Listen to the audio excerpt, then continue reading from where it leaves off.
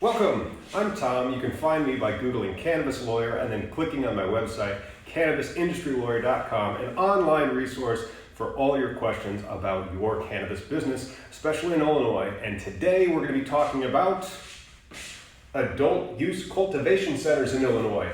It is the nothing burger of the Illinois adult use laws. It's a nothing burger because it doesn't seem like the adult use cultivation center licenses really become available, in the sense that they're actually maxed out right now with the some 20 medical cultivation facilities that we have in the state.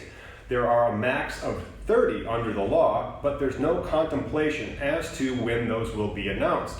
So, we're going to compare two states, Illinois and California, to see the number of these cultivation center licenses that are available, the differences between the two licenses, and perhaps where Illinois' adult use laws shall evolve over the next few years. As you know, California led the nation in medical marijuana and eventually joined states like Washington and Colorado for adult use in 2016.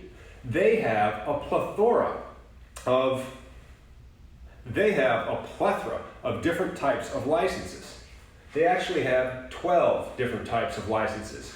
Under the Illinois law, there's only 5 different types of licenses. The Illinois law, when compared to the California law, is a much simpler law and smaller law, as if it was ready for a less mature industry. So we use the California laws as a guidepost for the future to see what may come over the course of several years of adult use in Illinois. So let's get started with some raw comparisons. In California, there are approximately 40 million people and 10,000 cannabis business licenses. They're still giving them out.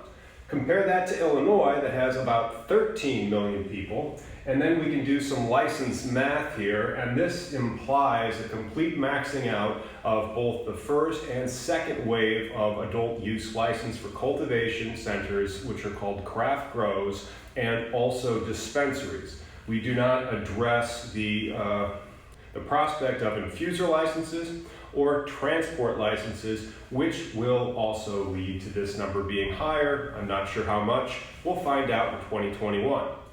So there's currently 20 medical adult use cultivation centers that are in operation in the state, and they have 55 medical dispensaries. Each one of those will get 2 locations for the adult use grandfathering period for a total of 110. There's 100 craft grow licenses available for the first and second wave of Illinois' adult use law, plus about 190 conditional adult use dispensaries, for a grand total of, interestingly enough, 420. 20 plus 110 plus 100 plus 190, I think it's 420. That's weird though, because there's 10,000 of these licenses in the state of California. Now, of course, these 10,000 licenses aren't as generalized as Illinois' 5, with where you have dispensary, transport, infused, and then adult use cultivation center. And why am I doing this with my hands? For effect, because there's 210,000 square feet of canopy space in those adult use cultivation centers. Some of them I don't even think have built up that much. They might continue to be doing what they call CapEx right now, getting ready for the legalization on January 1st of 2020. However, that is in canopy space. Then you have your craft grower licenses. Again, there's only 100 of them max. They currently are set at 5,000 square feet of canopy space, but that can flex up to 14,000.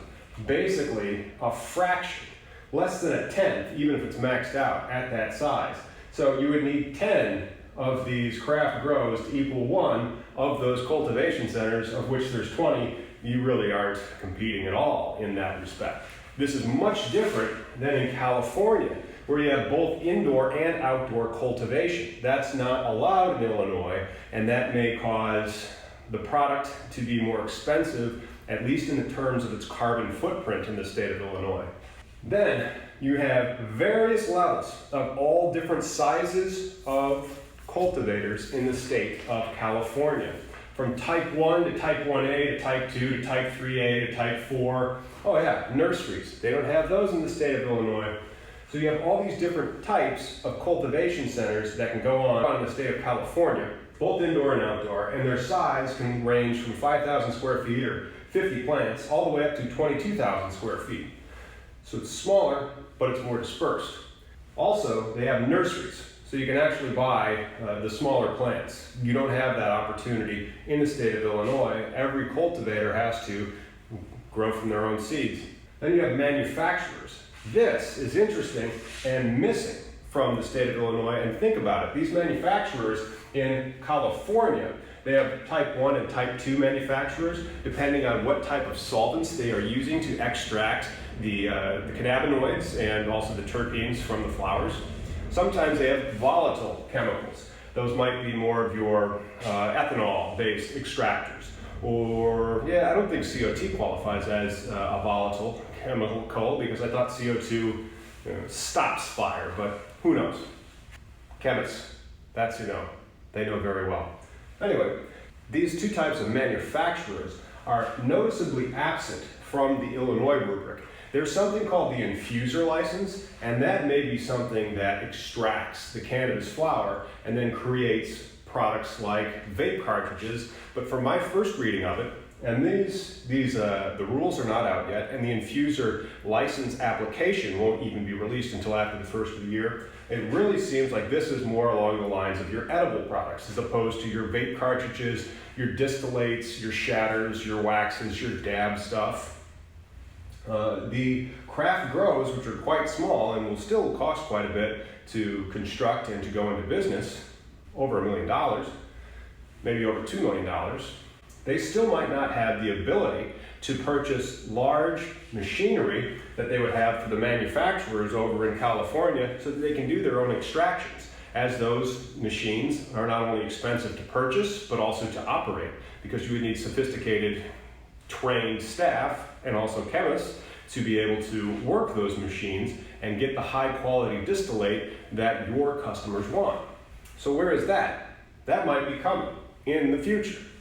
They do have a transport license, which is contemplated in the state of Illinois, and that appears to be something that will work as a courier to take the product safely from its cultivation to its dispensing, or from its cultivation to its infusing to its dispensing, so that there are no risks of loss, because there are two principal drivers behind adult use cannabis, and in Illinois there's now a third. It's the prevention of the diversion, it's the prevention of the theft, and now in Illinois, it's also the social equity. So a lot of these rules and regulations all arise from stopping diversion of the product and also stopping theft of the product or its cash, which the businesses are still required to use exclusively in their commerce. In further difference, there's also a testing license that's in the state of California, which Illinois does not yet have. They put testing back onto the providers themselves. This requirement, placing the testing back on the producers, actually drives the cost of the product up, as opposed to if they could focus on making their product and then send samples over to the testers, and those testers would do their job, and then the manufacturers would do their job, and they would send it to the shippers send it to the dispensaries, there might even be something on that. The dispensaries either allow it for retail sale to the end user, if it is a dispensary license where it appears that you're able to have more than 10. Illinois has capped your ownership of a dispensary at 10. I realize that's still a lot of dispensaries, but if it was like a McDonald's, or if it was a brand that's trying to have a chain of dispensaries, it really does limit the size of their growth. There's another type of dispensary license in the state of California, and that's if you have 3 or less dispensaries, and that unlocks your ability to do delivery, which is different than distribution, and they also have a transportation license. Because California has for so many years dealt in regulated cannabis products, they have a much more mature licensing rubric that they use to keep their 10,000 businesses all operating within the constraints of their state's laws. This is probably what's going to happen in Illinois. not just for the adult use cultivation centers, which are huge, but then for the craft grows, which are substantially smaller. These, over the course of many years, may fraction into the 10 types of cultivation licenses that they have in the state of California. Let's do a little bit of projection math, which really isn't math at all. It's just making up numbers that have an educated foundation for, to figure out what's going to happen to the number of licenses for cannabis in the state of Illinois over time. You see, current product demand in the legalized states of California, Colorado, and Washington state, it's about 18% of people report to be regular cannabis users, about 1 in 5. In Illinois, which is commensurate with other prohibitionist states, it's less than 10%. However, because it's a prohibitionist state, you really can't trust that number too much, because even asking that question is asking the person participating in the survey to admit to crimes, so people are probably not accurately reporting it, unlike how they would be accurately reporting their usages in states where it's lawful to do so. So assume that over the course of the next 3 years, Illinois joins the ranks of California, Colorado, and Washington state with commensurate usage rates of approximately 20%. Because of that 20% use rate, you're going to see a doubling of the needs for demand in the state, which may require a doubling of the license. But if we use the number of licenses, and I've looked at this not just for California, but also for Colorado, if we look at the number of licenses in California, it's over 10,000. Go to their website. They kind of are proud of this. It's a vibrant industry for the state, and hopefully that's coming to Illinois over time. But in Colorado, even there, they don't have this 100 craft grow licenses. For the number of licenses for the size and scope of that craft grow, it's over 400. And Colorado only has 1/3 of the population of Illinois. So you really need to multiply this number of 100 by at least 3 right there. And if we're just doing raw numbers, 10,000 licenses for roughly 3 times the population, great. So cut their 10,000 in 1/3, 3,000 licenses. Not 420, they would have to then roughly, quintuple that or more. So probably what's going to happen is these issues will work themselves out because of the economics. And as the new entrants have need, their lawyers and their lobbyists will tell the legislatures in Springfield to tweak and amend the law so that the industry can continue to grow and bring new jobs that are not exportable, provided that the regulation that all products supply has to be made and grown in the state to the state of Illinois.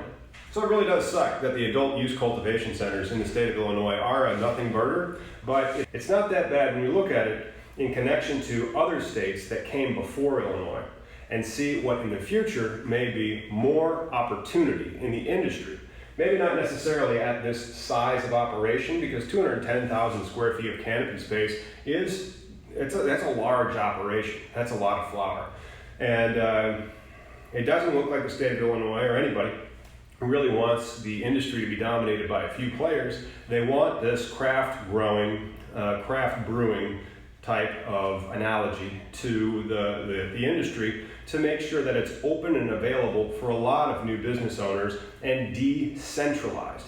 And why do I think that Illinois is trying to decentralize their industry? Well, because they put caps on whether a cultivation center is allowed to own any of a craft grow, the number of craft grows you are allowed to have any type of equity ownership in, and also the limitation on the number of dispensaries that you're allowed to have equity in.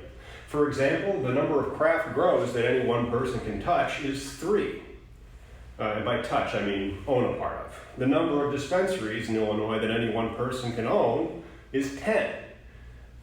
As a result, nobody can really dominate the market, and you're not going to have the type of vertical integration that you would see in other less regulated industries, which means that there's going to be more small businesses, and I hope that you get one of them. If you have any questions, Google Cannabis Lawyer, then click on over to my website, cannabisindustrylawyer.com, and give me a call. And I'll see you real soon with some more information regarding, and I'm doing this strictly for SEO purposes, Adult Use Cultivation Center in Illinois. See you later, everybody.